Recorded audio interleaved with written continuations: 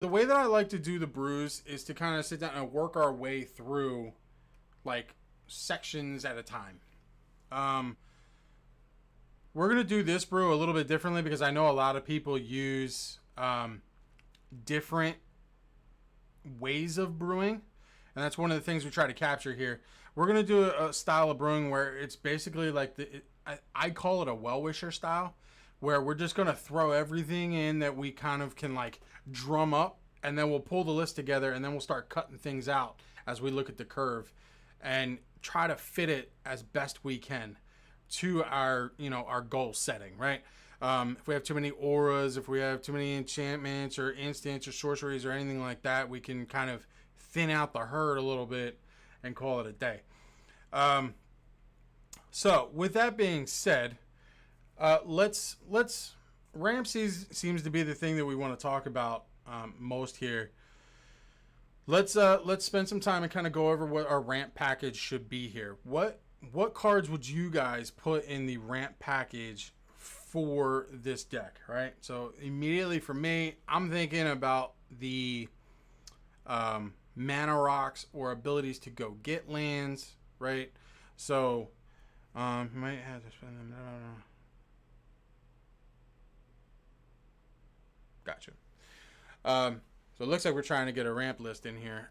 So I'm looking at things like, yep, so Mind Stone is a solid choice there. When we get in there, we have our Soul Ring.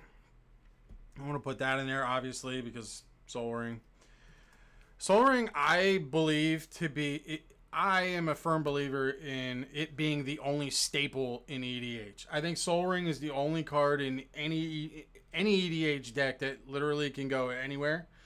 There's never an excuse not to run it, basically. Outside of the Soul Ring, I don't think that there's a lot of other staples that come along with it. The Felwar Stone, I agree with. The Felwar Stone's an awesome one, mainly because it taps for colored mana, not just colorless. So that's a serious bonus press for us. Wayfarers, let's see. Yeah, there we go. So 2, tap it, sack it, and search for a basic land card and put it on the battlefield tapped and shuffle your library. Comes down on 1. We can get it on 2. It kind of ramps us up a little bit on 3 if we've hit all of our land drops. I like it. What do you guys think about Wayfarers, Bobble? Is this something we can, kind of work in there? How do you feel about it? I'm going to sideboard it until we come up to a conclusion. What else do we have? So, gotta love the Bobble. Kinjensen, hey man, what's happening? Welcome from Sweden. Commander Sphere, I love it. I love Commander Sphere, especially for this deck. The draw that comes with certain mana rocks is awesome, right? So to that point, Hedron Archive, right? So, Hedron Archive, yeah. So tap 2, sack it, draw 2 cards. Awesome card just for card draw later in the game, right? So we're in mono red. Mono red card draw is hard to come by. Decent mono red card draw is hard to come by. PA to Sweden.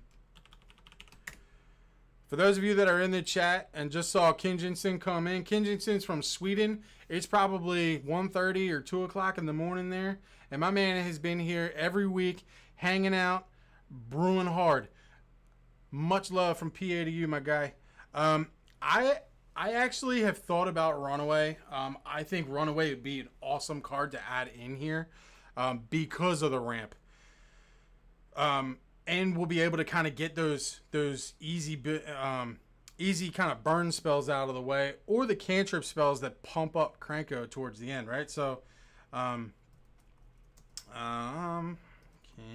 yes, I like it. Again, we're gonna do a well-wisher strategy here for brewing. So for those of you that are new, the well-wisher strategy is I'm going to put in every single card that I feel is good for this deck.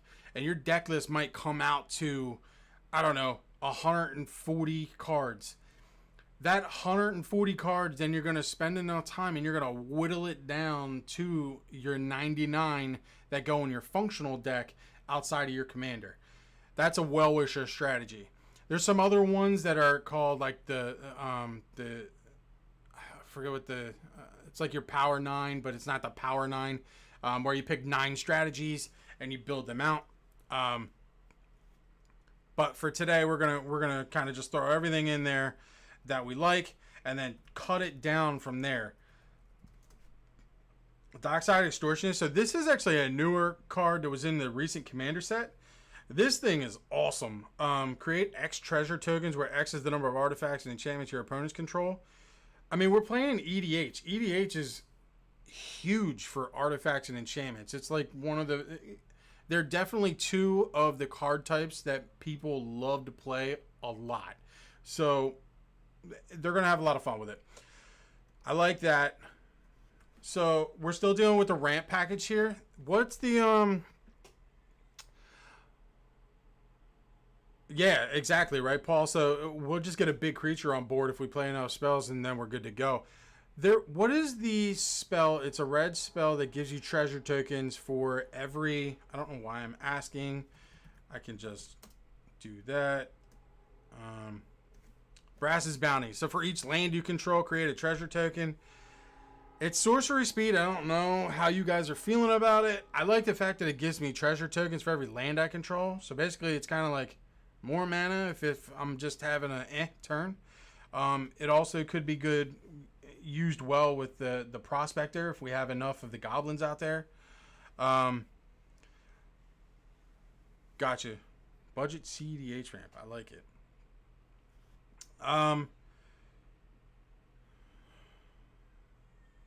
Treasonous Ogre. Definitely thought about that. Let's put that in here. I'm gonna sideboard this just in case. I like it, but I think it might be a little heavy costed for what we're trying to do. But I enjoy it. So Treasonous Ogre is awesome. I actually run this in my mono red Neheb burn deck. This thing is sweet. You pay 3 life, add red to your mana pool. This is just a great card. I enjoy it a lot, and it's come in handy many times to solve kind of those mana problems. So Treasure Nabber. Taps an artifact for mana, gain control of that artifact until the end of your next turn. I like it. It's a little situational, but I do like it. We'll put it in there. It may be on the cut and block, but we'll see how it goes. What other artifacts can we use for actual ramp here? What other things are out there that do that ramps? Like a Worn Power Stone. Do we put that in here?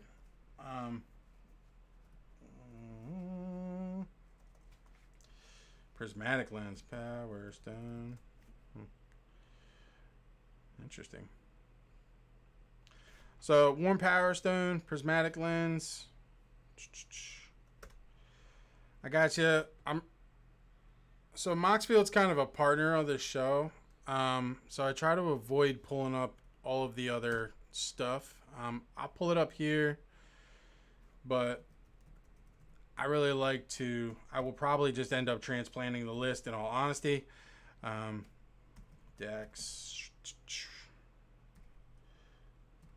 Budget. CEDH. Ramp.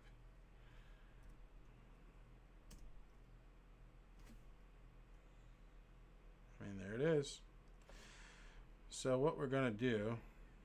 So I'm going to steal it. I should ask first. Hey, Timmy. Can I borrow this list and put it on the Moxfield? I'm presuming that that's fine is something that you're okay with. Congratulations, you're getting a little extra Moxfield kind of stuff today. So it's a resource for deck building. I like it. I enjoy the listing. I think that they're all helpful. I'm just a big Moxfield person, so I like to make sure that I'm supporting them guys. So budget, CEDH, ramp.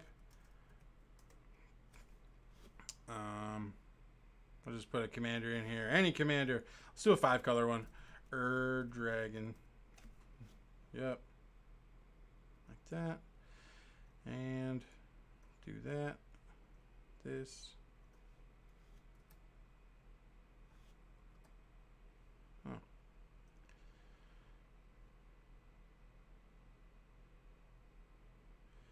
All right. Timmy, I appreciate the list. The list is actually really awesome. I like it a lot. Especially how it's broken down. I'll do the kind of the breakdowns when we're not live. But now it's all in here. Boom. Done and done. So, let's look. We can do some talismans maybe. No, we can't do the talismans. They're 2 colors, so that kind of ruins that. Tap on tap creature, sky diamonds, signets we don't need. Ooh, a fire diamond. Should we run the fire diamond? And then what's the what is the one that decreases the cost of the mana cost of certain things? So there's the emerald medallion is the one for green. It's a ruby medallion. Is that what it is? Yes. All right. All right. Ruby medallion. So ruby medallion's an interesting one. It kind of ramps us in a weird way. So it reduces the cost of things, and that's very beneficial in red, again, because we're dealing with that kind of mana shortage a little bit. So we'll put the ruby medallion in here. Not the talisman. I'm going to be bouncing back and forth between lists. So where was it? It was the fire diamond. Hazoret's monument. Nice pick. I didn't even think of that. Hazoret's monument. Have anything there? Voltaic key. I like that. Thought vessel. All right. I think we got this. All right. So we're gonna finish up this ramp package here, and then we're going to hop into some of the more fun, exciting stuff, which is going to be the make Krenko big stuff.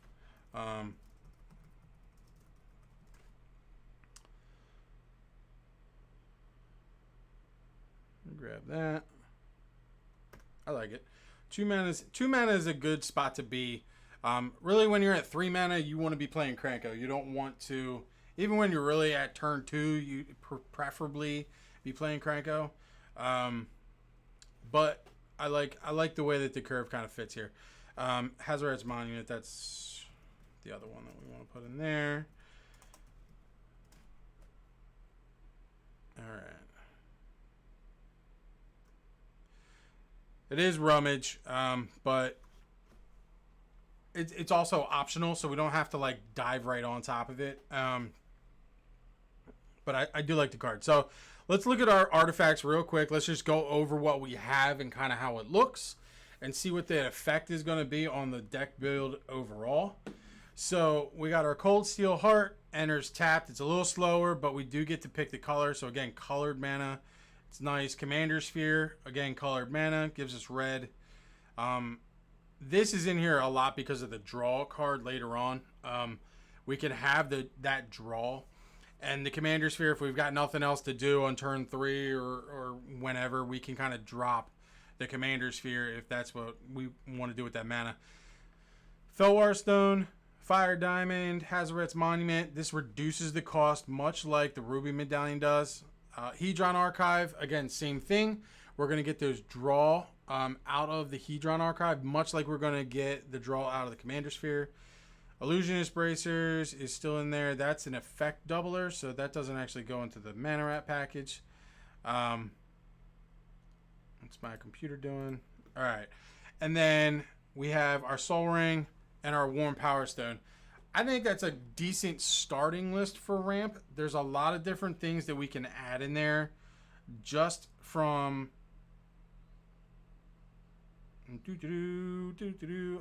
Just from an adding a red mana perspective, for example, the Runaway Steamkin, the Treasonous Ogre, stuff like that. And then treasures are a huge thing given the recent set. So there's also cards that we can really kind of play into that as we get there.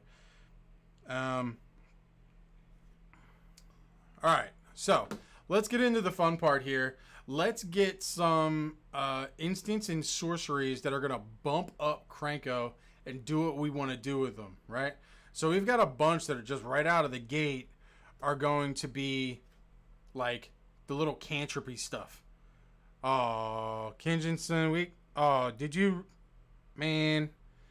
All right, let's everybody have a moment of silence for the Paradox Engine. I know we're not supposed to be silent on stream, but let's have a moment of silence for the Paradox Engine that we all love and cherish, and that we've lost. It was a hard loss, but we had to deal with it. I hope you guys are okay. All right, so let's get into making Krenko big. All right, so we have a bunch of 1 mana instant and sorcery type effects that are out and about there. So we're gonna do target creature gets, and then we'll do +1/+1 maybe. See if that shows up. All right, so let's look at what we got here.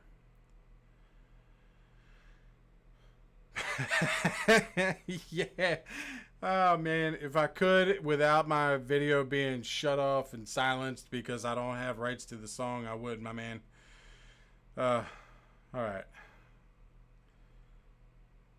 Ooh, target creature gets +1/+1 and gains trample until the end of turn. That's interesting. Let's all right, so while you guys are hanging out there watching me type away furiously over here, what are some cards that you guys would like to see in this deck to boost up Krenko? Let's instants and sorceries. If you have equipment, you can throw those out there as well. But we want to focus on that strength, that power bump up of Krenko. So you guys can throw them into the chat there.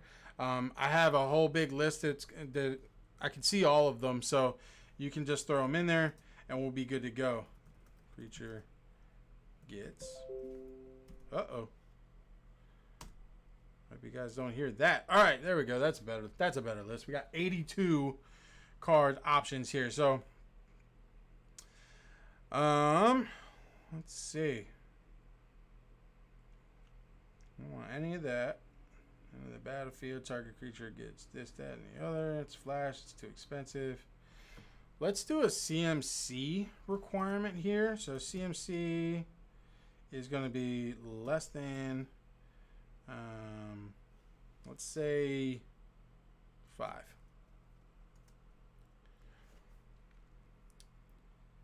Really? Just cut it down that much, huh? All right.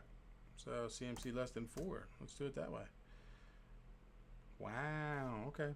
Everything must be cantrippy. That's interesting. All right, so Titan Strength, Kinjinson, I like your style. Target creature gets +3/+0 until end of turn. We can escalate it. That's interesting. +3/+0, I like that. We're going to throw this in here because I like +3/+0. Brute Force. Yep. Ryle, that's a nice one too. For you guys that have a feather deck, I know Kinjinson said that he's been running, kind of a weird model of that. I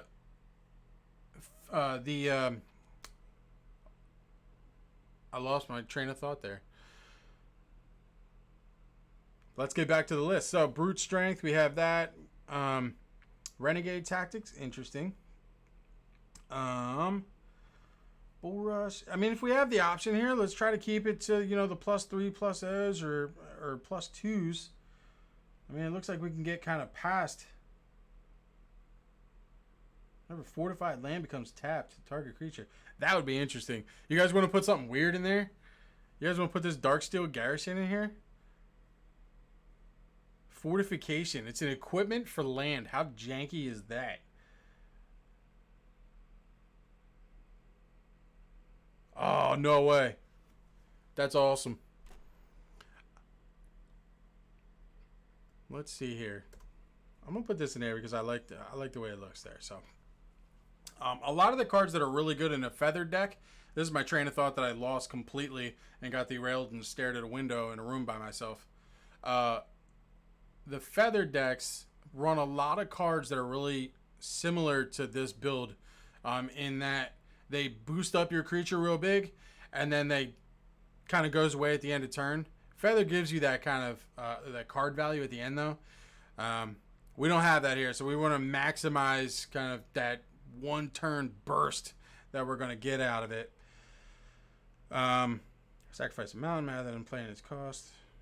Oh, downhill charge. Look at that. You could sacrifice a mountain rather than pay this spell's mana cost. Target creature gets +X/+0 until end of turn, where X is the number of mountains I control. What? That is awesome. I'm going to put it in there. We can decide whether or not we want it or not later, but I love that. I think it's awesome. Rage. I don't want to dump X spells because that's not really the best. So I'm trying to avoid the +1/+0s. Fists of the Anvil. Nice. Throw that in there. Remember, we're also going to get a +1/+1 counter as soon as we turn them sideways. So we're going to ramp them up, and then everything's going to be a +1 on top of that because he's going to get that counter at the end there.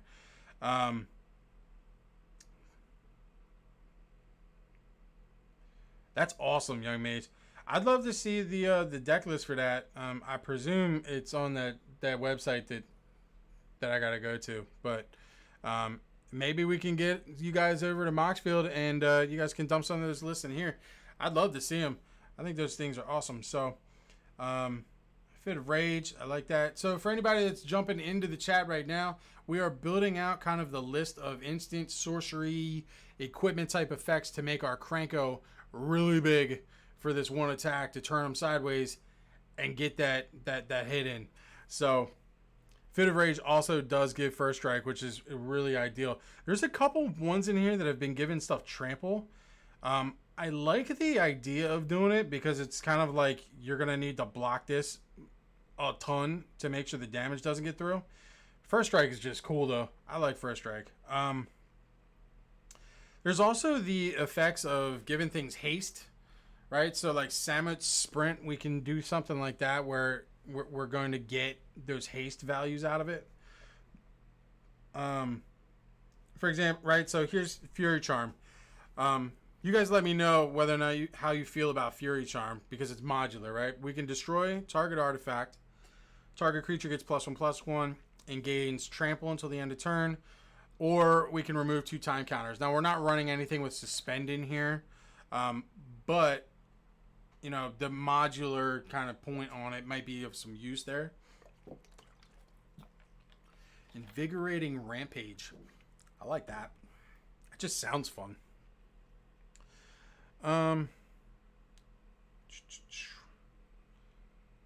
Here we go. Goblin Slitter. We can just sack a goblin to make Krenko stronger to make more goblins. That sounds interesting. May not be great, but it sounds interesting. Wily Spirit. We won't control any Wily, so that's kind of a pointless. Infuriate. Oh, shout out to M20. Infuriate, giving us the +3/+2 until end of turn for 1 mana. What? That's pretty awesome. Invigorating Rampage. So Kinjinson, this is your pride here. So target creature gets +4/+0 and gains trample until the end of turn, or 2 creatures get +2/+0. We ain't worried about 2 creatures. +4/+0. Yes, please. I will definitely take some of that. And it's from Kaladesh. Shout out to Kaladesh Block. Moment of silence for energy counters because they just never made it outside of the standard world. Let's continue here. Ooh, Looming Spires. Did you get a little bump on a land ramp? How do we feel about that? That'd be cool. Again, I don't know if it's gonna fit. I like the style of it. I like the flavor of it. We'll see. Maximize velocity. I don't like that. Sacrifice a goblin, so we can do that twice. I'm not big on sacking goblins to do this. I'd rather sacrifice the goblins to get the damage through the bombardment. So Reckless Charge and gains haste. There we go. There's some fun. We'll put that in there. If you guys have any more, retreat to Valakut. That could be fun. We're not doing a lot of ramp though, in terms of putting lands onto the battlefield. Sadly, I don't. It looks cool. It looks like it would be good because you're thinking, oh, I'm gonna play a bunch of lands and I play a land every turn, so no matter what, I'm always gonna get that +2/+0. But is that gonna be consistent enough for what we want to do? You guys let me know in the comments. I'm gonna sideboard it and then we can kind of talk about it later. If we want, you guys let me know in the comments if it's something that we really want to keep in there for this brew. How do you guys feel about it? It is a consistent boost, but it may not be the one that we're looking for. We may be able to slot something else more powerful into there. Rise to the challenge, rush of adrenaline. Target creature gets that and trample. I like that. Rush of blood. X is its power, so we can double its power. It's a little expensive though. So here we are, Samet's Sprint. So this is ideal for what we want to do in this deck, right? So target creature gets +2/+1 and gains haste until the end of turn. Scry 1. So what are we looking at with this card, right? First and foremost, it's going to make Krenko bigger, right? By the time we go to attack, he's going to become a 4. He's going to be a 4/4. We're going to get 4 goblins out of it.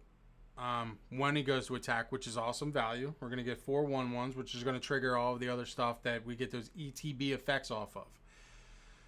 For those of you that don't know what ETB means, it's enter the battlefield. Whenever a creature enters the battlefield, or as in last week's show, we did landfall. Whenever land entered the battlefield, that's what we mean by that. So we're also going to be able to give Krenko haste, which means we'll be able to attack with him on his turn, right? So if for some reason we got mana screwed, or we're not where we want to be, and he can't attack the turn he comes out, we may be able to rig it up with Samet's Sprint to give him haste and let him rip, right?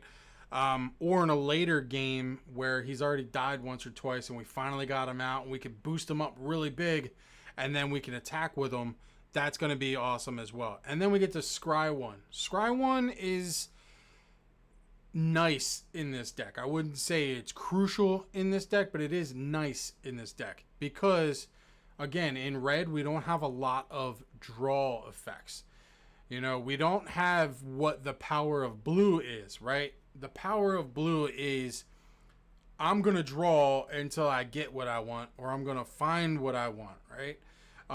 Digging into magic lore a little bit, blue is the color of information and data and perfection, right? So it's digging consistently. It's really good at that. Red is a very impulsive color. It's very jump and go. It's, you know, play with what you have right now because that's what you got. So draw is difficult, but if we can rig up the top of the library with those scry effects, that really helps us. So Samet's Sprint, I definitely think is a shoe in here. Continuing down the road here, so we got Titan Strength and Ryle. I definitely want to put in here. I'm gonna pull them up as soon as we're done kind of this list here. 3 mana target creature gets okay. I like it. I'm gonna sideboard it. We can talk about it. Slaughter Cry. I'm not big on that guy. The colorless mana is a little questionable. Hey, Young Mage, nice to see you there. I got a follower. We got some followers on Moxfield now. Welcome to Moxfield, Young Mage. We appreciate you being here, my dude. I hope you enjoy the site. Just for any of you that may go in to use Moxfield, it does use the Scryfall syntax, as you guys saw me kind of typing away there. If you're not familiar with it, you do get better at it as you go. It just takes a little bit of practice to get there. But it is awesome to show you every card that fits what you're looking for. I love EDH Rec as much as the next guy. EDH Rec has provided to me countless, amounts of input and victory.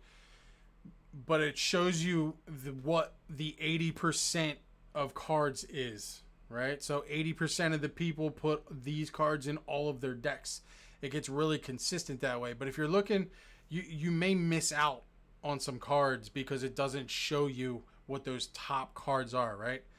Nature's Lore might not be one of the top green ramp cards in a deck. That, before one of you go fact check me, it very well may be one of those cards. But I'm just saying some of those older cards can be a little bit challenging. Oh, Young Mage, we're going to take a 5-minute break and we're going to check that out as soon as we're done this list because I want to see what that looks like.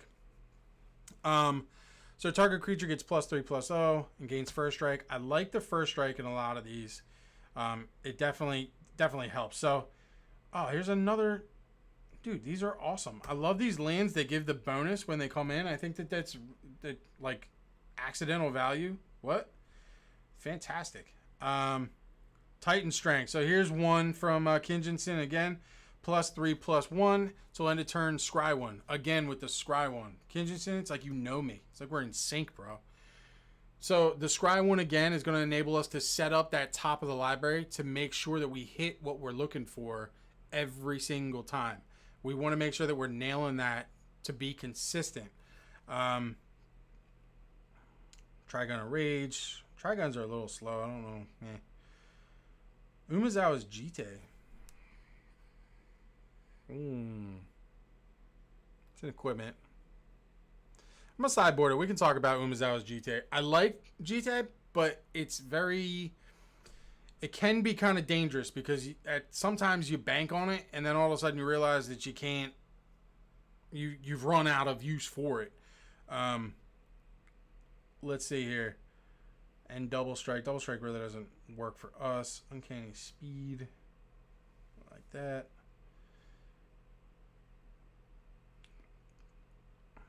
And then we want Ryle, right? Because Kingpin likes his Ryle. 1 damage to target creature you control. The creature gains trample until the end of turn. Draw a card.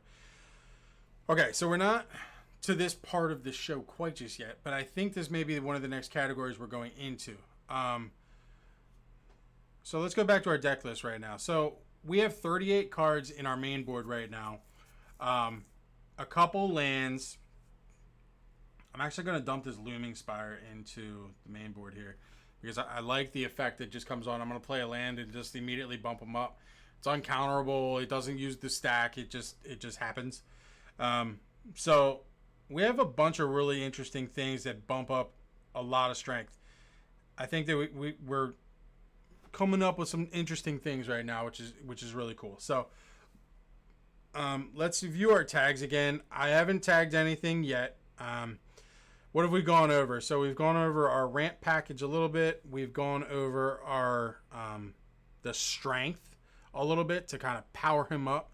Let's do the draw. Zada. Oh, hey. Rashiro, nice to see you, my man. Pleasure to have you in the chat. I didn't even think about Zada. If we're going to do Zada, let's... I presume you're talking about the Hedron Grinder. Zada, correct, Rashiro? So, Zada Hedron Grinder. I run Zada myself, so there's kind of combat true. Yes, awesome. So, whenever you cast an instant or sorcery spell that targets only Zada, copy that spell for each other creature you control that could that spell could target. Each copy targets a different one of those creatures. I like Zada, even if it's just a body on board, but it also does that crazy effect because we have so many tokens, right? It's a little bit outside of what we want to go over right now, but I love the include. I love having you in the chat. I think it's a great addition to the list there. So let's talk a little bit about our draw package in red, right? So let's start out with the obvious thing and just say there really isn't a good one, right? So what happened, Kingpin? You confused? We're okay? Our curve at the moment is, let's scroll right on down here.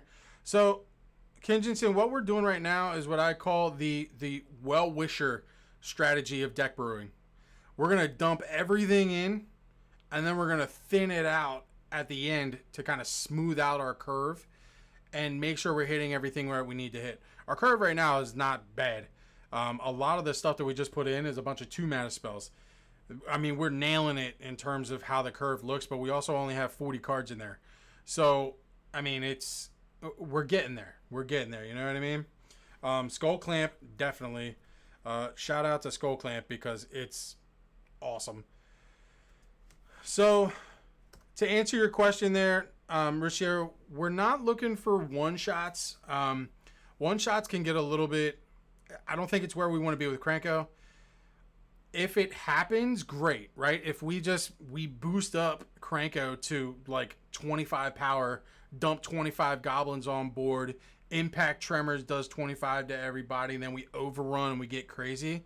Love it. I think it's awesome. Combat tricks, I think what we're aiming to do here is less of a combat damage type trickery and more of a interact with Krenko's effects. And then secondary to that, we can do kind of those combat tricks, maybe where we're boosting up all the goblins, or, you know, if you go to kill Krenko, we'll just sack everything real quick and do a bunch of damage to face. Stuff like that. I hope that answers your question. This deck is really interesting because it can do so many things in such a variety of ways that it's a really cool brew, and I'm really excited that we're doing it. So light up the stage, ignite future. Interesting. Light up the stage. So spectacle cost, exile the top 2 cards of your library till the end of your next turn. You may play those cards. A lot of red does this kind of draw, where we're going to impulse draw, impulsively taking those things off the top, lay them out, and say, okay, we have until this time frame, usually to the end of turn, or in this case, the end of next turn, to play those cards.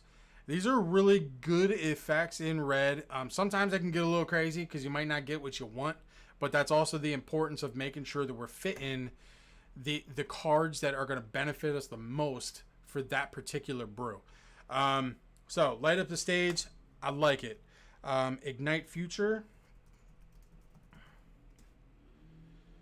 Exile the top 3 cards until the end of your next turn. You may play those cards. If they were cast from the graveyard, you may play this card without paying their mana cost. Interesting. Flashback cost is an interesting one. That's cool. This is off of the new Commander deck. I hope you guys love the new Commander decks. I actually am hoping to go out this weekend to grab the Rakdos one as well as the Morph one. I'm really excited for those. I'm so excited, and I think the Rakdos one I'm going to turn into a CEDH brew, where it's just tap on tap, and I draw the whole library at once. It's going to be so much fun. Ugh. All right, back to Krenko. Sorry. I get a little excited about crazy things. So, Outpost Siege. So, the Siege run a couple years back in the Commander set was really cool. I actually like the Siege cards. Some of them are iffy, but the Siege cards, they're a lot of fun. The red one is really cool. I enjoy this one, and I enjoy the black one. The green one is cool. It gives you a little bit of mana. The blue one is and the white one is but I like the others. So, Outpost Siege enters the battlefield. Choose Cons or Dragons. Cons at the beginning of your upkeep. Exile the top card of your library until the end of turn. You may play that card. Or Dragons. Whenever a creature you control leaves the battlefield, Outpost Siege does 1 damage to any target. This card is in. This is awesome. For 2 reasons. One, it's going to give us that draw that we're looking for, that impulsive draw. But it's also giving us the option... Again, it's the option to choose that if we sack all of our goblins, they're going to do 1 damage because they left the battlefield on top of whatever damage we're doing because we've sacked them. That's awesome. So if we play this early and we need the draw, great. If we play it late and we know that we're getting ready to sack everybody, done. Awesome. Awesome, awesome. You guys are having a good old time. I'm loving it, loving it. Let's see here. Moving down the list. Downhill Charge. That's a one I haven't heard before. Oh, I put this in. So when we were doing the list prior, I put this in there. I didn't even know this card existed until I saw it on the list on Moxfield. Again, I don't know if this is something that would be up on EDH, right? But this is why I love using Moxfield, because it's going to show me every single card that fits exactly what I'm looking for. This thing is awesome. Can't wait to use it. I think it's going to do big things. Light up the stage. We got that in there. Throes of Chaos. Chaos. That was not spelled correctly at all. Let's see. All right, we're having an issue here. You spelled it right. I spelled it wrong. I stand corrected. Can't win them all, but you know, when you're wrong, do it live on the internet so that everyone can see. Cascade, when you play this spell. Yep. Everybody loves Cascade and Retrace. Oh, this is that card. Ooh. I like it. I'm gonna sideboard this only because it's a very interesting effect. Now I run a CEDH Yidris deck. That's a Yidris Storm Brew. And when you run a Cascade deck, you kind of want to almost control what you get. For example, if I play a 2-drop card with Cascade trigger on it, I know that when I go through the ones, I'm going to hit at least... It's all going to be mana except for maybe 2 draw spells. So I know exactly what's going to fall under there.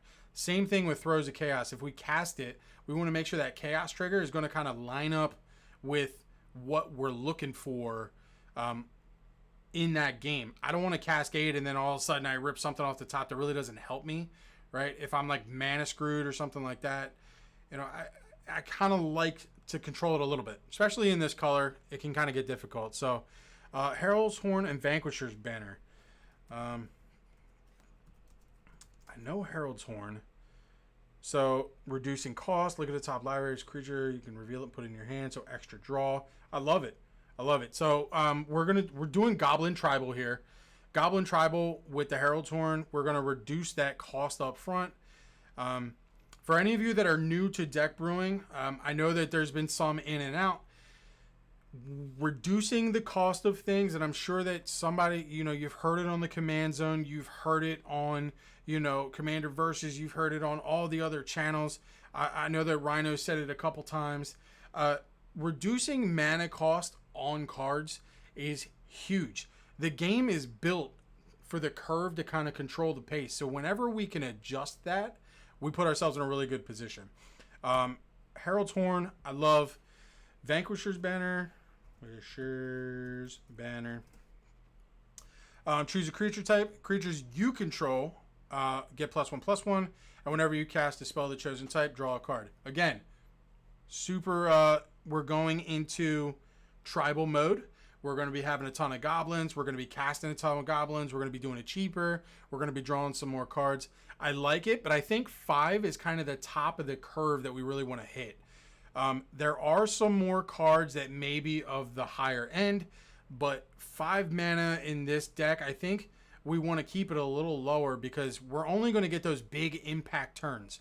We're not going to be able to do a lot of crazy late game 10 mana drop spells, right? We're not rocking Eldrazi in this thing. We're taking it nice and quick, nice and kind of beat to the punch. Vanquisher's Banner I do like, but like I said, a little bit of top of the curve there. Throws is you play it and hit something. Yeah, so I agree with you, Rashira. I think that when we play Throws, we want to make sure that we're hitting something, right? So a lot of our instants and sorceries were at 2 mana. So if we can rig that to say, okay, I want to hit a 2 mana boosting spell, right? A power boosting spell. One of those ones that gives +3/+0 or +4/+0 or anything like that. I know that, okay, I can play the 4-drop and dump into that. I can play a 3-drop if I had Cascade on it and dump into it, but at 4 mana it can get a little dicey. We'll do that in a second. We'll get there. So Mana Geyser. Ooh. Mana Geyser is awesome. So again, back to the ramp discussion in red. Red does not have a lot of ability to make huge ramp immediately, right? Green has cultivates and farseeks and all that. Blue has the ability to kind of cheat stuff out or do like instant speed drop things. Red is kind of crimped a little bit on terms of how it delivers its mana. Mana Geyser is an awesome one to have in there because in EDH, Mana Geyser in any other format is a little rough because you're only having one opponent. In EDH, you have 3 opponents. And if you're all hitting on curve and we play this card on turn 5, say you're the last one to go and everybody's using their mana real efficiently, well, there's 15 mana on the board that's tapped that isn't yours. So you tap your 5 lands, you play this card, you're going to get 15 mana back that's in red, and now you can utilize that to do all these things that we want to do. Mana Geyser is a great card. I really like the way that it interacts with everything and pulls kind of the deck list together a little bit. Let's see. Catcher. Search your library for a goblin permanent card and put it on the... Okay, so this is cheating of mana cost, all right? There's mana cost reduction, and then there's just cheating of it. This turns all your goblins into 3-costed creatures. Now, to that point, if our goblins are cheaper than 3, we may have to, have a discussion there. The trick with this, though, is to be able to do it at instant speed, right? I can tap Mogcatcher on my opponent's end step right before my turn, go get the goblin, put it out on the battlefield, then it becomes my turn, go, bang, and we're good to go.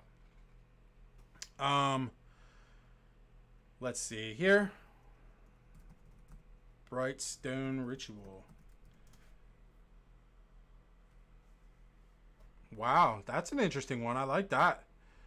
Add red for each goblin on the battlefield. I love the token synergy. I think that's awesome. It's also a tutor to get the 1 goblin you need. You are correct, sir. It fits right in there. Battle him. You guys are like showing me all kinds of cards that I've never even seen or heard before. Each creature you control. Dude, guys, just keep these coming. Keep them coming. This is awesome. Dude, you guys are coming up with the coolest shit. I'm gonna have to watch my language. The coolest stuff. You guys are coming up with the coolest stuff. Play Zada, so I have a whole deck. Rashiro, I appreciate you, my good friend. I appreciate you. Zada was actually in the running for being the guy that we brewed today.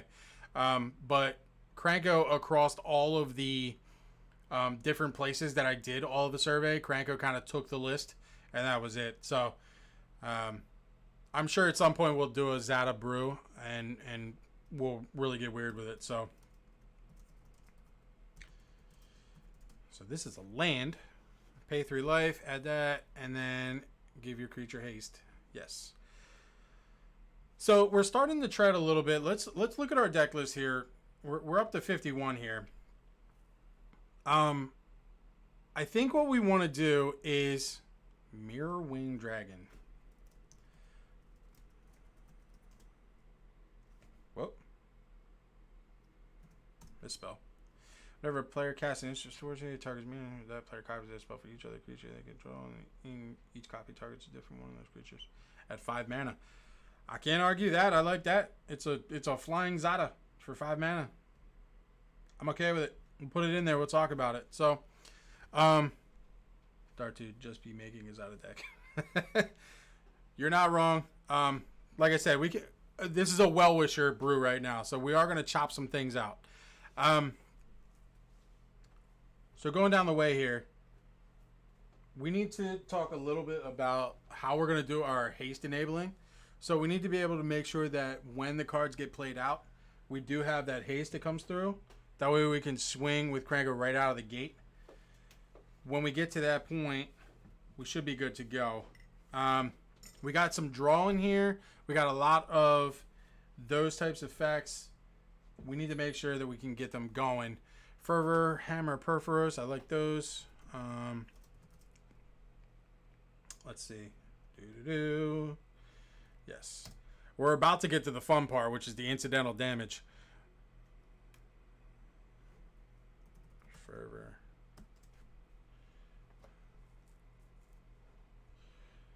Yes. Loving the fervor. I'm loving the lightning greaves. Lightning greaves, actually, I'm not going to put in this list. And here's the reason why. Lightning greaves gives him shroud.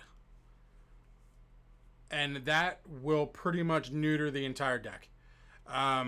So we're not going to do that, but that is also why we run the hexproof boots, right? So we run the swift foot boots because he gives them hexproof, and we can work with that. Do we have any more haste enabling type things? Now remember, we do have some things that give him haste in our instants and sorceries. We can kind of tread through those. But we have two kind of big categories to get through still. And that's protection and then the fun one, which is the ETBs. And I know all of you are waiting for the ETBs because that's when it gets really cool.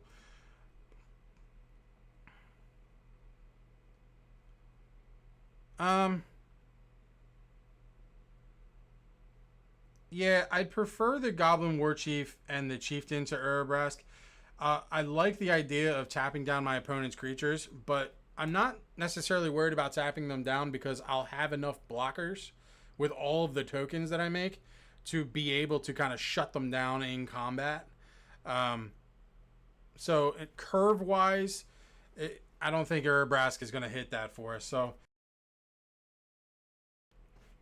the Goblin War Chief, goblins I control have haste. Done. 3 mana. We're good to go. I also like, so the Chieftain. Other goblins you control get +1/+1 and have haste. Ooh, this is even better. I actually think I prefer this over the war. I guess we would run both, but I kind of like that more than the War Chief, to be honest, because the little bump up there. Let's see. But why would we want to give them the first strike? I think you were thinking of something that gives them.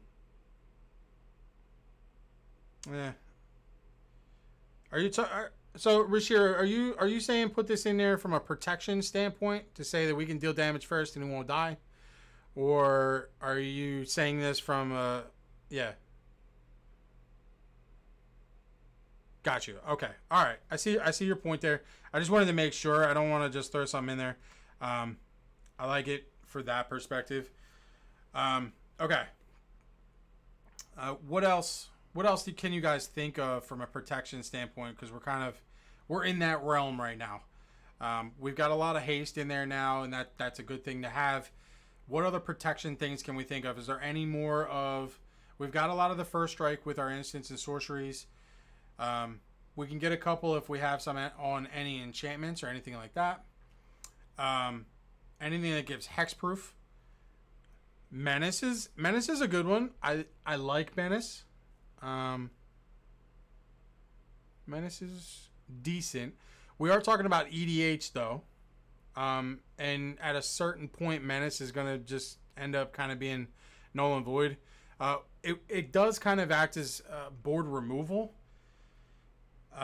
Because you'll be able to kill 2 creatures if you get Krenko large enough, which is, part of our whole story anyway.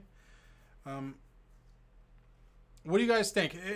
What menace granting creatures could you guys put out there? Darksteel Plate, Indestructible.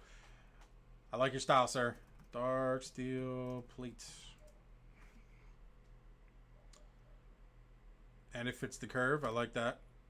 Indestructible, I don't know why that didn't come to my brain, but it's here.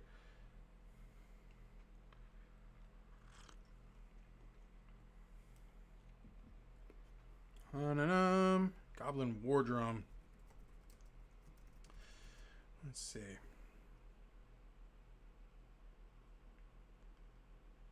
We'll put it in there. We'll see how it goes there. So let's get to the fun part here.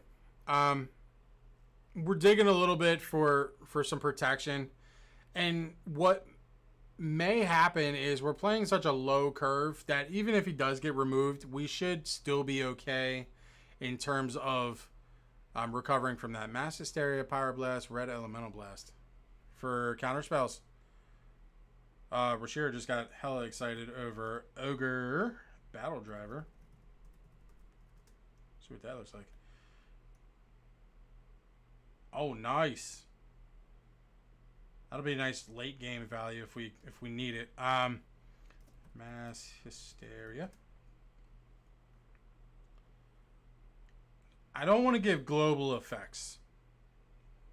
I like the idea of all my stuff getting haste, but I don't like the idea of giving all of my opponent's stuff haste. You know what I mean? Pyroblast.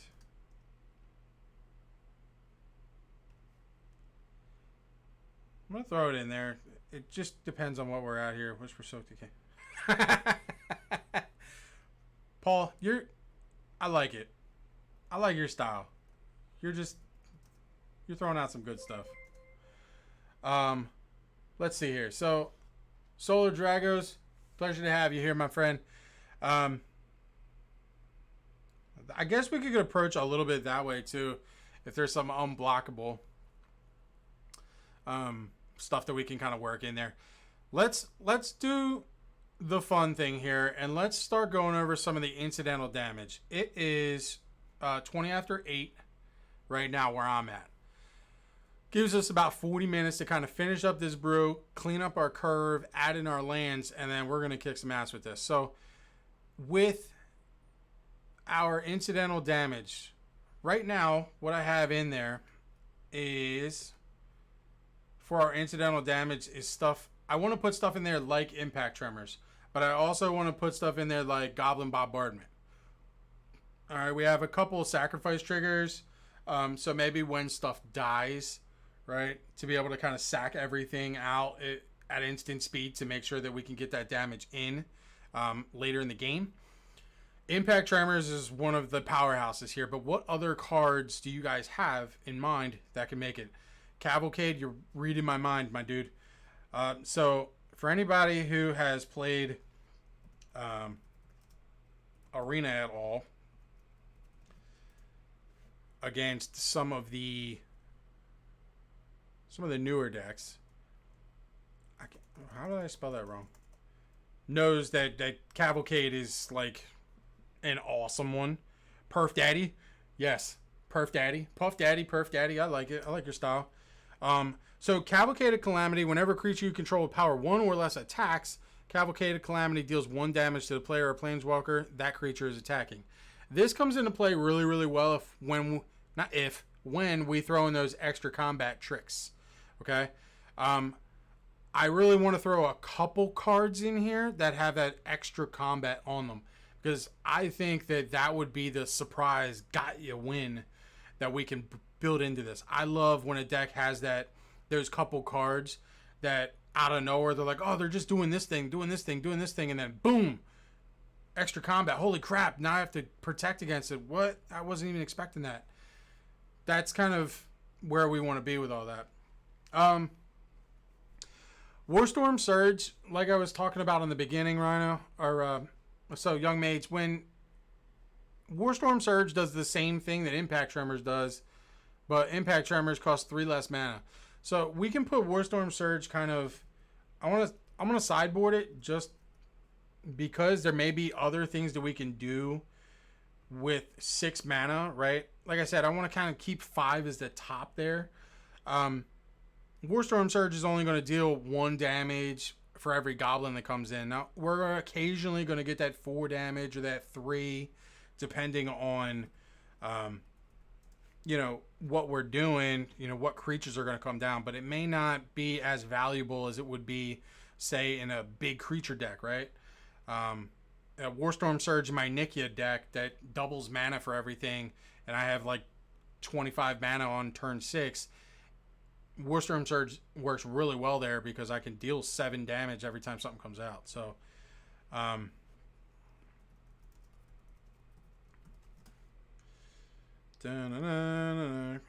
2 or less attacks. Nice. Cheeky. I like it.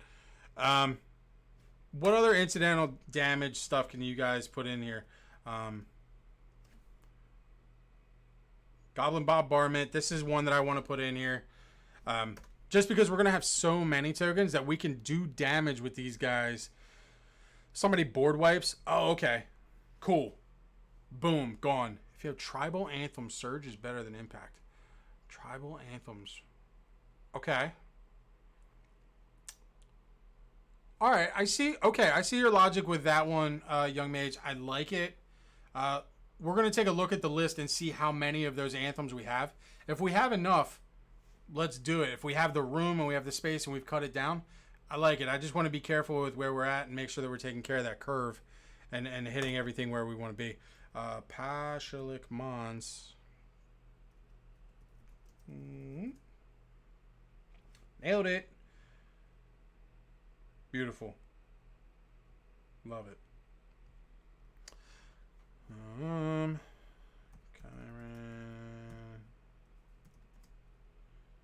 Where you're in here? Holy wow! So you're pulling cards out of Mercadian Masks. Kingensen, Sweden's got the chips. I like it. All right, so we're gonna put that in there. We're gonna add that on there. Tap an untapped creature you control that deals 1 damage to target player or planeswalker. That is awesome. You could tap all of your goblins before it's your turn on your opponent's end step. Deal damage to anybody. Just take them out. And then everything untaps and you just go again. That's awesome. I like that. I like that a lot. And nobody will expect it because nobody's probably seen that card in a hot minute. So let's see. Goblin War Strike. Deals damage to target player or planeswalker equal to the number of goblins you control. Interesting. Direct damage spells. I don't know if that's where we're at, but I'm going to sideboard it. We can talk about it. See if we can kind of slot it in there. Massive Raid.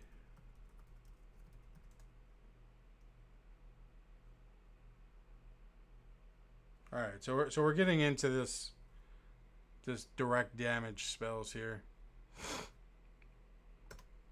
Throne of the God Pharaoh.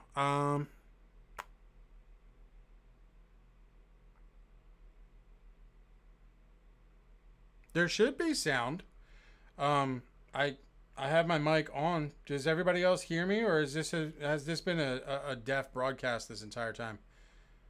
Actually, it shouldn't be because I've been getting answers in the chat for most of this thing here. Now we can hear you. Rashiro, you the man. I'm sorry. So Black Waltz Washu, there may be maybe your mic's muted out. I don't know. Sound is fine. I love it. Thank you guys. Thank you. Kingensen, don't be cheeky. Come on, man. I know you're tired. I know you're here in support. Thanks, guys. All right, so let's get back in the list here. So, Throne of the God Pharaoh. I don't necessarily want to tap down all of my stuff. I think I want to produce it all and use the ETBs and sack effects. But I am definitely going to be my back's going to be a little bit against the wall just because I'm a deck that runs a bunch of 1/1s, right? So I want to make sure that I leave the blockers up.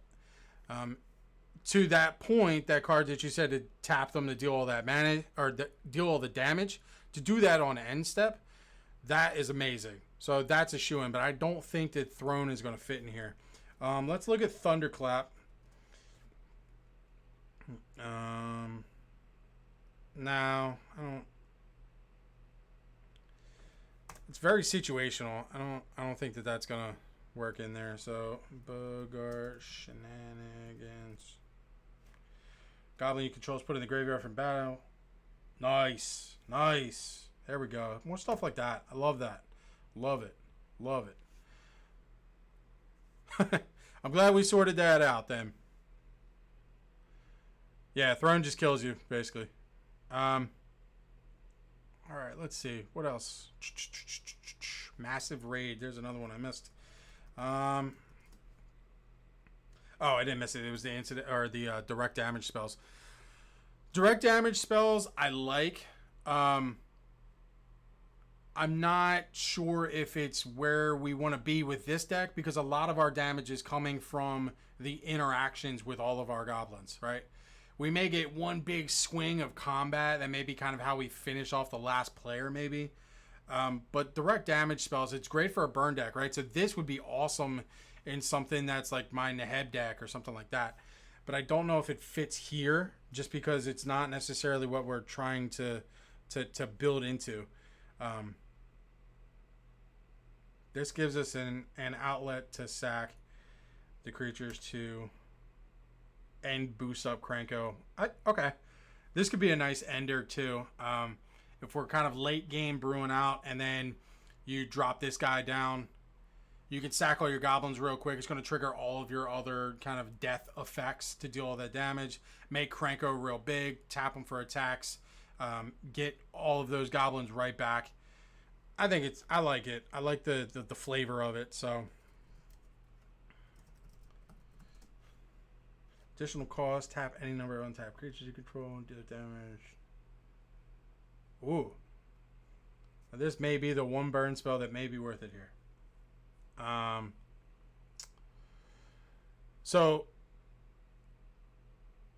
But it's sorcery speed. Oh god, it's sorcery speed. Oh. So burn at the stake would be freaking awesome if it was instant speed, but I'm pretty sure that that's what the downside is of the card. And as most of you players know, for any of you that are new to this, every card that they make, they try to put a little bit of a downside in.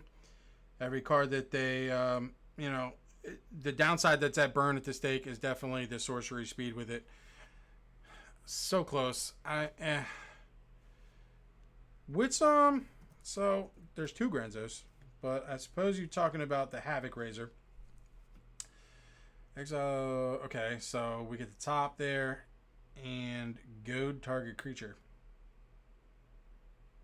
I don't think that the.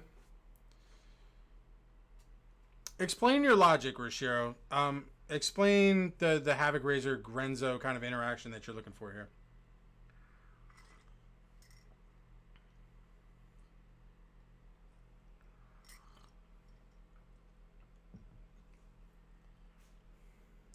Let's see.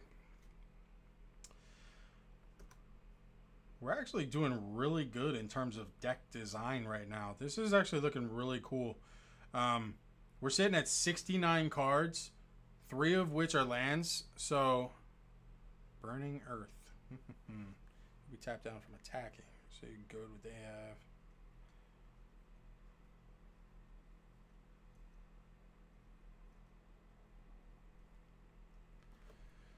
But again, I don't know if attacking is that, like, I don't know how much attacking this deck wants to do. You know what I mean?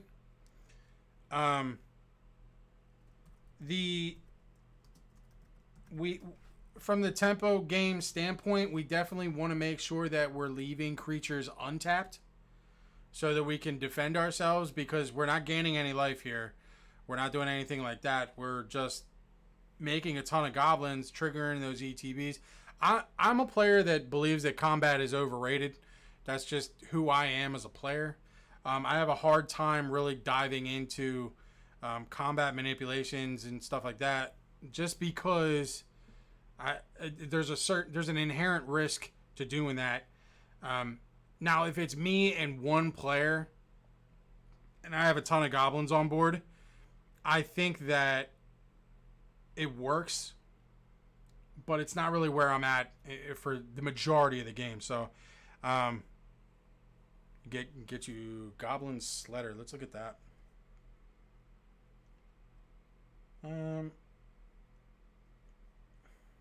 Burning Earth might be a good way to bait out a spell. I'm gonna sideboard it just because. Let's look at Goblin Sledder. Oh, we sideboarded this guy for the combat tricks. So, all right, let's look at what we got so far. Most importantly, let's look at our curve here. How's everybody doing in the chat? How we feeling? Are we good? Is everybody feeling okay? We having some fun? I mean, I'm loving this list so far. I'm actually really excited to take it with me tomorrow and like get really weird with it, and to do kind of the post brew review or the summary podcast So, yes, we do have impact tremors. It was one of the first ones we added in there, my guy. Impact tremor just nails it, I think, for this deck. I mean, it does exactly what we want for those ETB triggers. So, I will build as much as I can in paper, and then I will probably proxy the rest just to get it and see kind of how it feels to get that play, right? I don't sit on money nonstop, so maybe we'll get there one day. Kinjensen, have a good night, my man. Always a pleasure to have you in here. Great additions to the deck list, and I can't wait to see you next week, my guy. Next week is going to be a fun one. We already have it kind of planned out a little bit, so I look forward to seeing you, all right? Good night from the US of A, my dude. About building things in paper, what I would really love for the channel, yes, you will, sir. I will post it up, and you got the channel already. So, building things in paper, I would love for the channel to get to the point where we would have enough of kind of the turnover and support that we would be able to build the deck in paper and kind of give it away to you guys in the chat, you know, somebody that's, you know, owning the leaderboard and chat and interactions and stuff like that. I think that would be really, really cool. At a sweet benefit for you guys being here and supporting the channel and supporting everything that I'm trying to do. I think that would be an awesome way to do it. But right now it's just me. I produce the videos, I host it, I create the whole content, I do everything myself. So with that in mind, I'm going to paper most of it, most of the deck. And then I'll probably proxy the things that I don't own, and then I'll get the rest of it. So we can talk about equipment. I like it. We're gonna keep brewing let's do probably about another 5 minutes of brewing, and then we'll throw some in there. So Gem Palm Incinerator, what are you?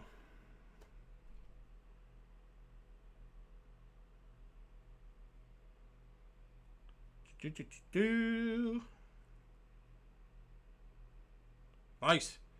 2 mana, deal all kinds of damage. Alright. I'm alright with it. And it's cycle. Mainly I like it because it cycles a card. And that enables us to have a little bit more draw in here. Draw is something that we're just kind of going to hurt on. Guys, we forgot about Sad Robot. Can't forget about Sad Robot. Arc Bond. Rude.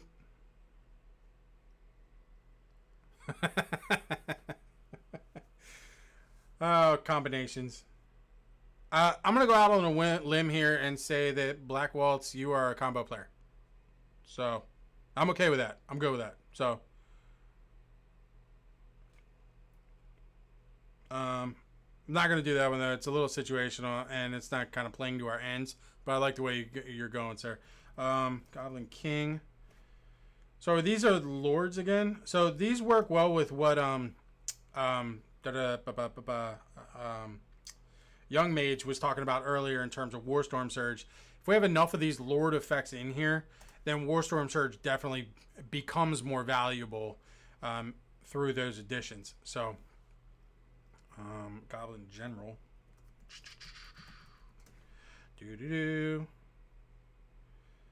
See, that one's a little situational, and that's again in attacks.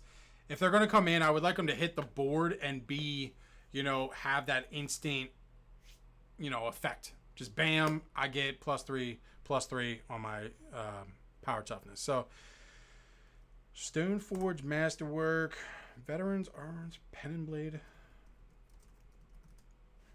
Let's look at some of these equipments. So I look at equipment cards as the total effect. So playing on 3, equipping on 4. I can't really see that one working out well. But Stoneforge Masterwork. I know what this one is. Yep. 1 and 2. This has potential. This definitely has potential. War Chief is in there, Black Waltz. I'm going to add a couple cards. We'll go back to the list, and then we'll just start kind of plowing through stuff. Rashiro, we definitely need a couple more draws, so plow through your Magic list there and throw a couple more things at me and see what we can kind of dig up there. I'm okay with that. We can do that. So, Tormenting Voice. Black Waltz, I used to run Is It Drakes when it was actually good in Standard. I also am a very much a combo player. I enjoy it. But I'm starting to like a little bit, you know, kind of a variety of different things. I'm not really funneled into an archetype as much anymore, especially when it comes to EDH. Cathartic Reunion is, I think it's going to hurt us a little bit more than it wants to help us. Wow, I guess. War Chief's in there. Dark Dweller Oracle.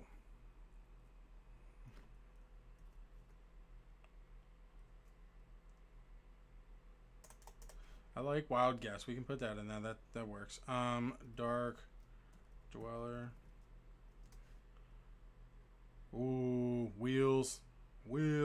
Hazoret's Monument is in there. That was one of the first ads that we had when we were going over our ramp section there.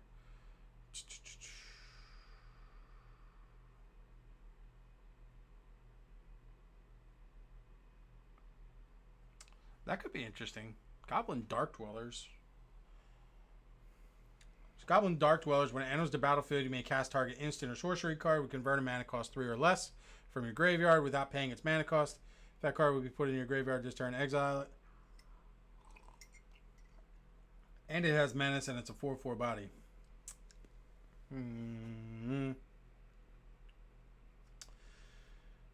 I don't like this. Alright, let's see.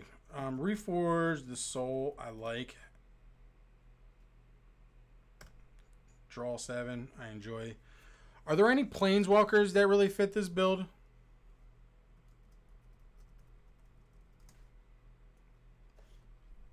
There's apparently 30 of them. So, off the handle, do you guys know of any Planeswalkers that are really kind of fit what we're trying to do? My dude.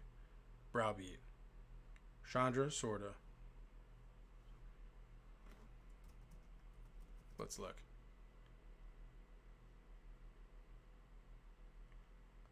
You're cheeky. I like you, sir. Way to sneak in and throw a bomb at us. I appreciate that. 5 damage or let me draw 2. I'm okay with this. Oh, God, what's the one that... Oh, man. This is what happens when you work a full work day and then come home and brew EDH. Ancestry. Yeah, you do.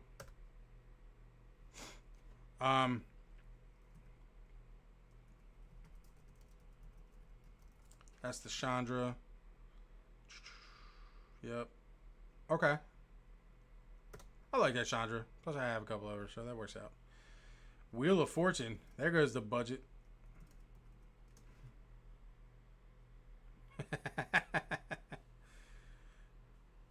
Timmy's back. He's in. He's ready.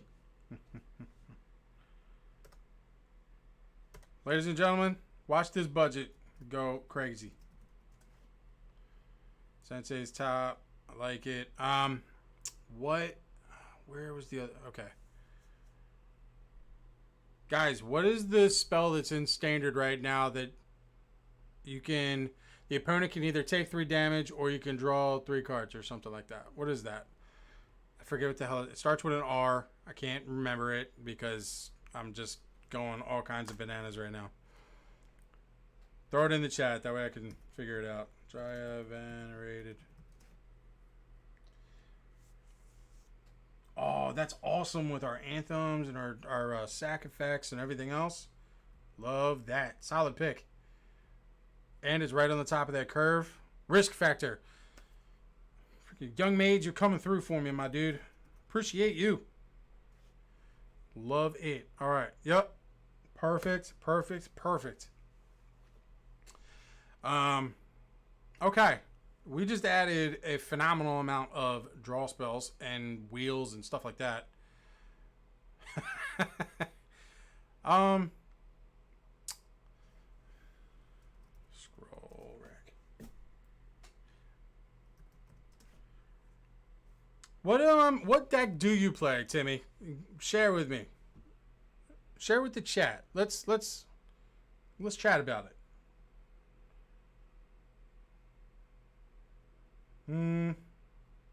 Scroll rack, I get it, but it might be a little bit outside of where we're trying to get here. I don't know. We might lock ourselves in with it, but we'll give it a whirl. Shinka. Whoa, that's not right. Nope. Blood pod.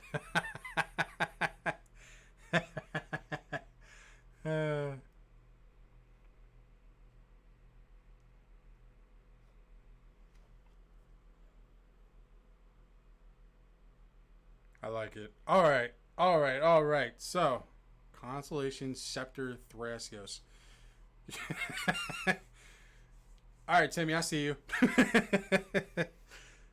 Okay, let's look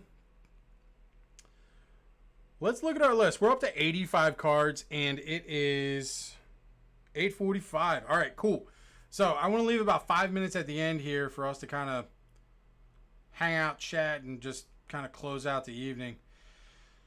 Let's look at our curve and see what we're working with here. So right now we're looking at our 1 mana spells. We got 2 creatures, 2 sorceries, 7 instants, and 4 artifacts. Our artifacts at 1 I think are really good. So the win con for this is to buff up Krenko real big and then get a whole bunch of tokens that come in all at once, triggering a lot of the ETB effects, and then to be able to sack them all in response to removal or something to be able to ping things down. Secondary to that is like the win con of the combat win con, but we really want to utilize all those goblins as they come in all at once. That's the strength of this brew, I think, right now. And that's really, I think, where we've been headed this entire time.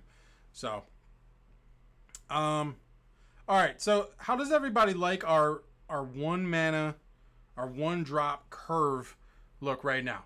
Ignore the chance of playing these on curves. It's because we have no mountains put into the deck right now. Actually, you know what? I'll solve that right now. I'll just jump in. How many lands we have? 3, so 4 now. So we got 1, 18, 19, 20, 21, 22, 23, 24, 25, 26, 27, 28, 29, 30, 31, 32, 33, 34. Okay. Whew. Cool. We're all right. We got there. I need to add more. We're going to add...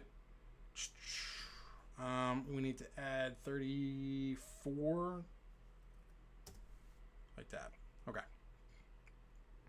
So we need to cut this list down. 21 cards, guys. Let's look. How do we like our 1 mana list here? So we have Mog Rider. It's a sack outlet to make Krenko stronger. Skirk Prospector. Mana Ramp. Oh, you are correct. Everybody, rapid fire, throw in 3 or 4 extra combat cards that we can go in here. Oh, I know. I threw it in there just 33. 33 land. Okay. Explain why 33 to me. Only because I'm of the notion of running 36. It's really kind of like where I like to be.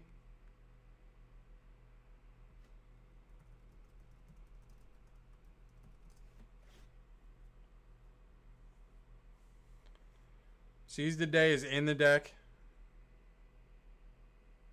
Yep. T-shirt face. Nice to see you, dude. We got 10 people in here. Welcome to the chat. Welcome to the brew. We're ready to go. 33 and 66. Fury of the Horde is good and free. Ooh. good and free. I like free. Fury of the Horde. Wow. All right, guys. That's it. Bash guy, nice to see you. All right, I think we got what we want in here. I'm gonna cut the lands down, but I can't say that I'm going to cut them down to 33.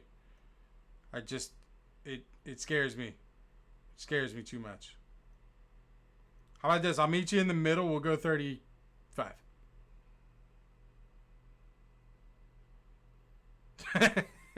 You're right, Timmy, but what if we don't get the land? You know what? I'll trust you.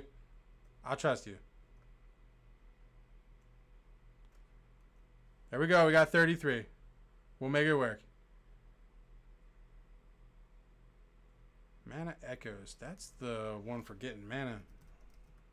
Wait a minute. Ooh.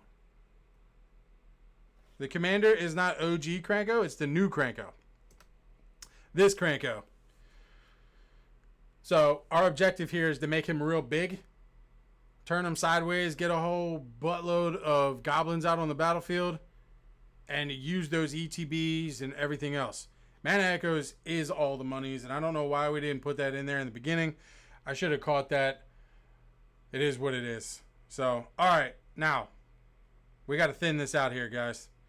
And gals, if there's any gals out there, we appreciate you and thank you for being here. I appreciate all of you guys for coming out and supporting the show. We are brand new. This is episode 3, and I am having a blast. I enjoy this every week. I look forward to it, and I'm really glad to have all of you here. So, how's our first mana spot looking? How's our 1-drops looking here? I like everything that I see. I am not going to equip something on 1. I don't even think I'll be doing it on 2, but I think that's on the chopping block for me. I don't really like equipments. I think that they're a little bit clunky, especially with this. So I think I'm going to take that out, even though it does give us that boost. But I do like the rest of 1. Everybody good with 1?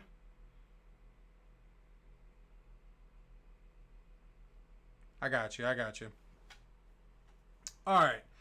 So 2, we have 3 creatures, 3 sorceries, 6 instants, and 9 artifacts, and 3 enchantments. I think we need to cut our 2s down just a smidge bit. There's a lot going on in here. Maybe not cut it down, but like let's look at what is happening here. I think I'm gonna cut the bracers out. So here's my story with Coat of Arms. Coat of Arms is a global effect, and that scares the bejesus out of me. Because I ran that with a couple decks in the past, and I've actually died from me playing it, because tribal synergies are just really common in EDH. You know, people are playing snakes or beasts or elementals or something like that. I think it's more of a risk than it needs to be, especially with all of the lords and banners and stuff like that we can put in there. Yeah. So the Cold Steel Heart is in there just for the colored mana rock. We went through and we added a bunch of them. This I'm keeping in there just for the lulz, guys. This is the lulz card of the deck. Just for any of you. So I was listening to a podcast today about Future Sight, and it's awesome. So, Fortified Land is indestructible, and this just gives it +1/+1 until the end of turn whenever you tap that land. Just jank. It's my 1 jank card. You might have enough ramp to cut 1 mana rock. Maybe the Star Compass. You didn't put it in there. Star Compass isn't there, but I might cut the Cold Steel only because it comes in tapped. I don't like that it comes in tapped.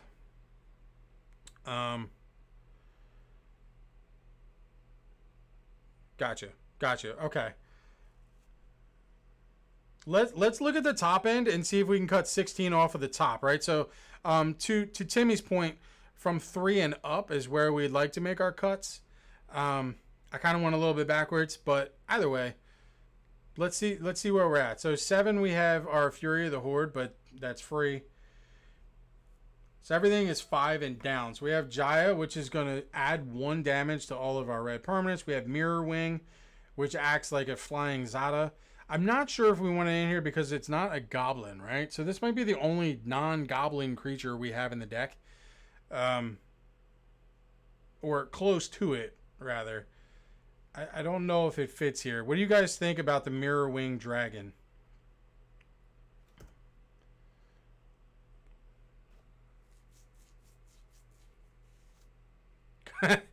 Okay.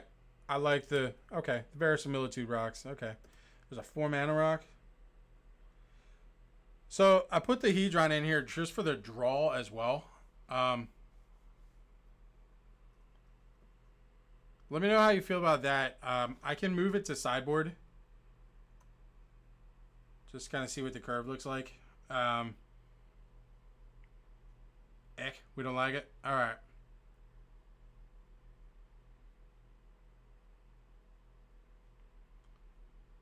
Oh, gotcha.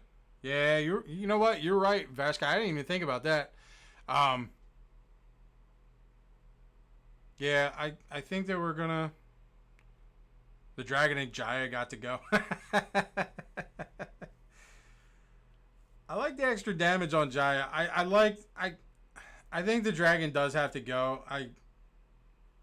I like the idea of it, but if it's on the board, if it's on the chopping block, I think that I think the Dragon's gonna go. I think the Dragon's taking a ride. All right.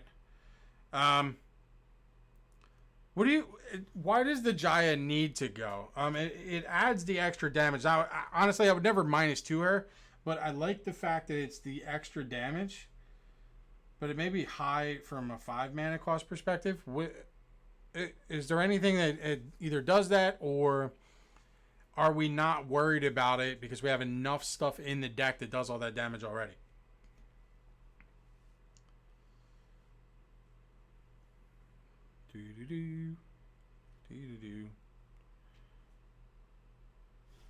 I know, right? It blew my mind too. I was like, oh, so wait, they're going to path my Mirror Wing and then path my entire board all at once. All right. To win more? Okay. All right. I like it. I see the logic. I'm okay with it. All right. So...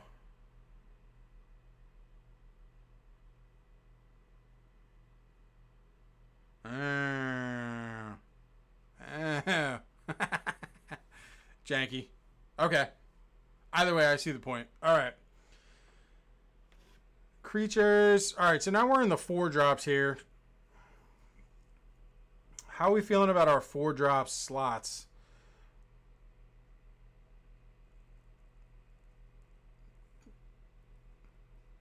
You're fine. That's perfectly good with me, my friend. I'm glad that you're tuned in mobile. I think that that's awesome.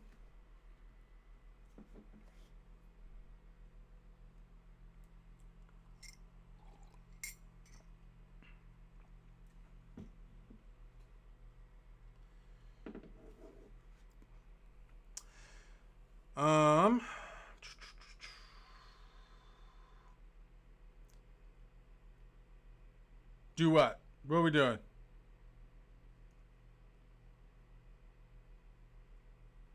The Mod Catcher? So we have the Goblin War Chief in there. I don't think it's a replacement. I think that we just kind of have it there. Mod Catcher I like for the instant speed, go get a creature. I think we can take Anger out of here. Just because we have so much stuff that gives things haste. I think that it kind of avoids the point. So I think I'm going to take Anger out. Mana Echoes we're good with. The Siege. I like the utility that comes with Siege. We got mana. We got extra creatures with hasties. Never eye cast, so I'm good there. We got 13 cards here, guys. We're almost done. Yo, time just flew by.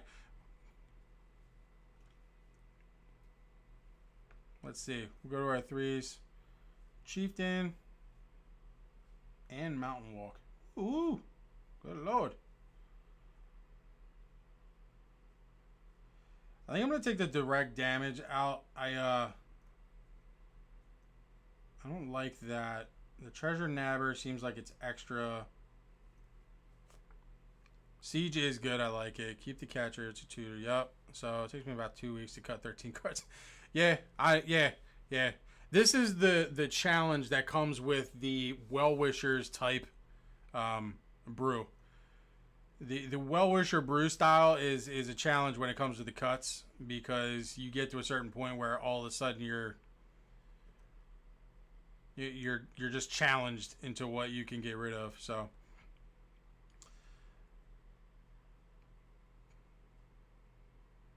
bum. Fervor, War Drums. I think we can get rid of this because we're not attacking really with those. I like that stuff. All right, we're getting close. We're getting close.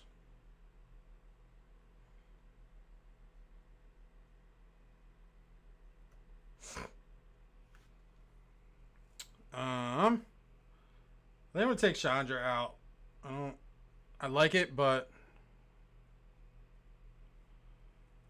so goblin creatures. So on 1 we have 2, 3, 4, 5, 6, 7, 8, 9, 10.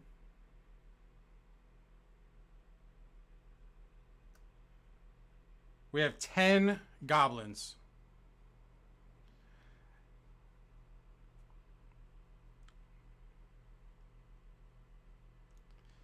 The Herald's Horn might not be worth it in actuality. I can kind of see that a little bit there. Just because of our ability to kind of rip it off the top, I don't think that it actually would be there consistently. Alright, I'm good with that. We got 6 cards to go.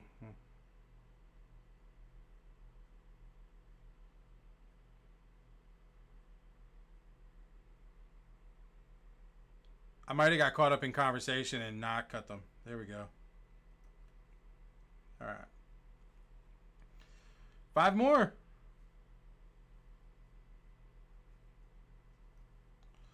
Solid point on that. I'm okay with that. That makes sense. Cut the scroll rack.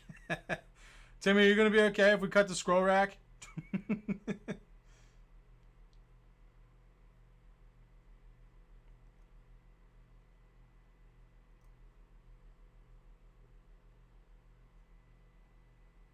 All right, everyone. Timmy's okay. We cut the scroll rack. We're all right. We made it.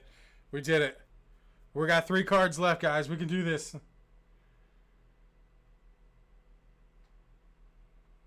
Let's look at some of these. God, dude, the instant and sorceries at 1 and 2 are just freaking unreal.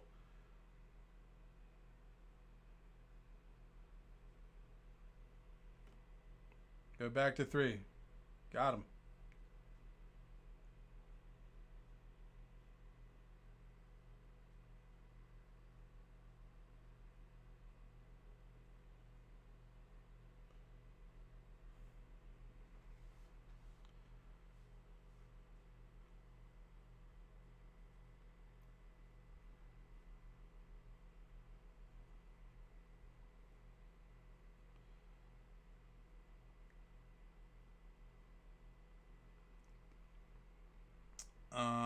All right. So Invig Rampage, we'll get rid of that.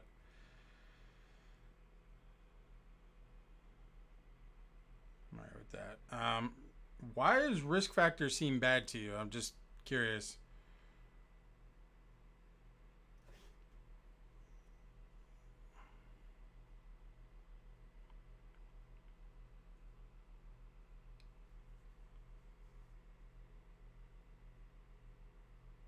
I mean, it's 4 damage, 3 mana, or I draw 3, right?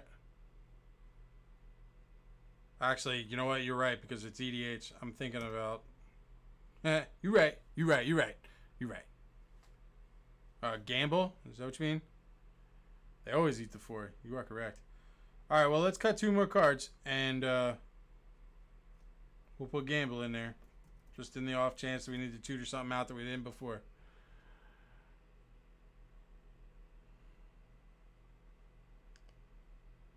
Whoa.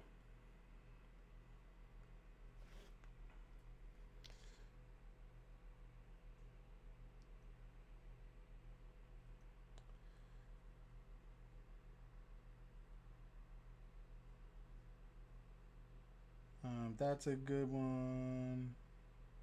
Got all these cards. No, we're not running the Grenzo, only because we're not doing a lot of combat with this deck.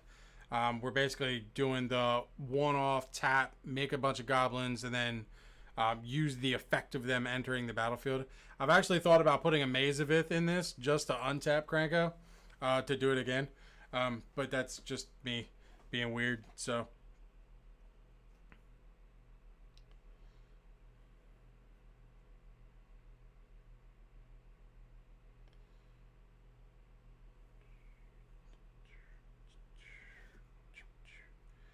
I don't know if Fervor's where we want to be either, but...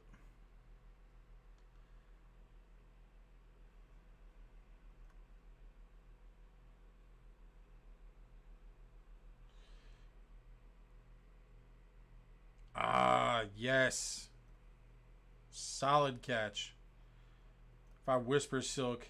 if I Whisper Silk Krenko, I can't do anything with it. I had this discussion about some boots earlier. Guys, we got one more card to cut. One more, and we're there. We did it. This curve is freaking sweet. Average CMC is 2.6. What?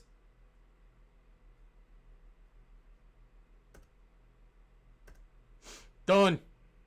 We did it. High fives all around everyone. I don't know if I can get them in the chat. Let's see. Where are they? I don't know if... Where's the high fives? I can do a kapow. Let's do some of them. Bam.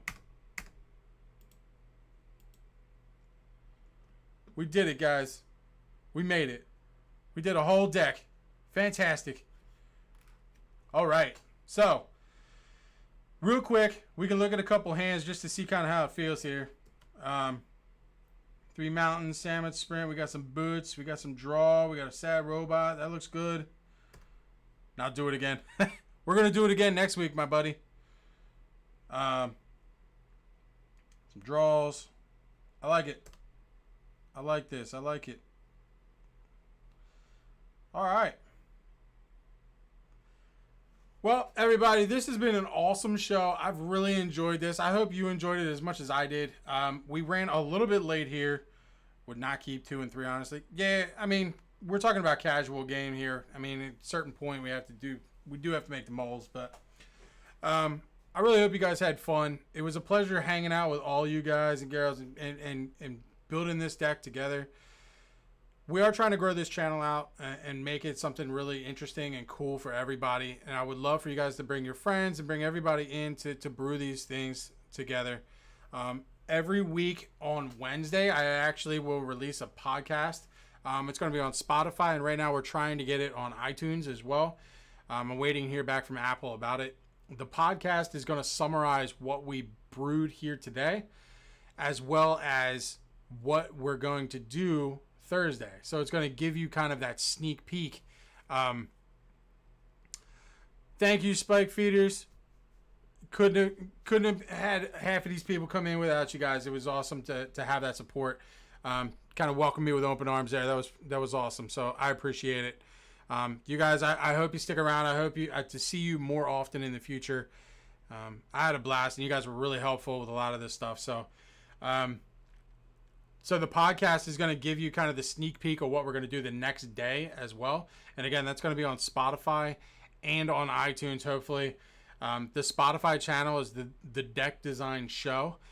You can just type that in there. We should show up. There should be the DeckDesign logo, and you'll have the episodes right then and there. Again, that'll come out every Wednesday. Occasionally, I'll do one a little earlier, just because I get excited and I want to talk about Magic. Thursdays, we're going to do this exact thing with a commander every week, going over everything, kind of teaching people how to do what we're doing and to see it in action, right? That's the thing that we're trying to do. I don't want to present a deck tech. I want to show you how we're going to do it. Then all of this stuff that we go over today is going to be clipped together and kind of run through an editor a little bit and then posted up on our YouTube channel. Our YouTube channel, in the case that you guys ever miss an episode or have thoughts about an episode that come through a little late or anything like that, you can add them right to the comment section of the YouTube channel. And I want to grow that out as well, because eventually I'd like to do deck techs using the decks that we built. I think it would be really cool to say, hey, this is a deck that was literally brewed together by people across the globe. We came together on one channel for 2 hours once a week, and we brewed something awesome. So I'm not going to ring your ears anymore, guys. It's been an absolute pleasure to have you all here. Please follow the channel if you haven't. Come on in, be consistent, show up and hang out. I couldn't do this without you guys.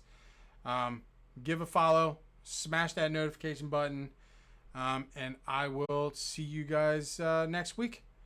We're going to brew some big stuff. All right, guys. Peace.